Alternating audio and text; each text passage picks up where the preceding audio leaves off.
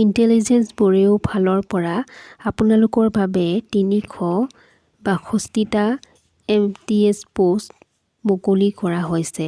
এই পদকেইটাৰ বাবে এপ্লাই কৰিব লাগিব আপোনালোকে অনলাইন মাধ্যমত।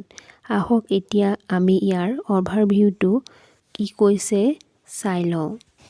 অৰ্গেনাইজেশ্যন কৈছে intelligence bureau number of post আছে 326টা।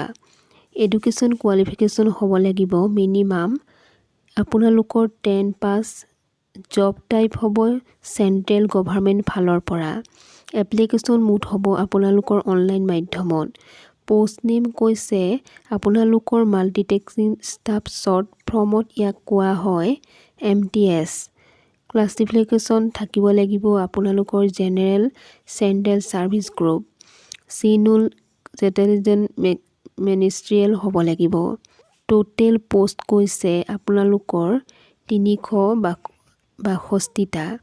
কেটেগৰী ৱাইজ ভেকেঞ্চিৰ নাম কৈছে ইয়াতে ইয়ৰ 160টা। EWS 34টা, OBC 72টা, SC 42টা, ST 54টা। পে স্কেল কৈছে আপোনালোকক 18,000ৰ পৰা 56,900 টকা।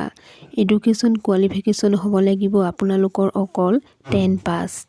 ডমিচিল ডকুমেণ্ট লাগিব আপোনালোকে যিখন ৰাজ্যৰ পৰা এপ্লাই কৰিছে সেইখন ৰাজ্যৰ ফিল্ড ডমিচিল চাৰ্টিফিকেট হ'ব লাগিব। এজ লিমিট হ'ব লাগিব ইয়াতে সকলো কেণ্ডিডেট 18ৰ পৰা 25 বছৰ হ'ব লাগিব। লগতে ইয়াতে ডিফাৰেণ্ট কেটেগৰীজ এজ ৰিলেশ্যনৰ সুবিধাও দিয়া হৈছে। চিলেকশ্যন প্ৰচেছ কৰিব আপোনালোকক স্কিল টেষ্ট আৰু ইণ্টাৰভিউৰ জৰিয়তে।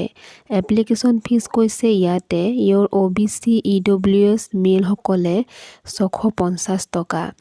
এপ্লিকেশ্যন ফিজ দিব লাগিব আৰু অৰ্ডাৰসকলে 550 টকা।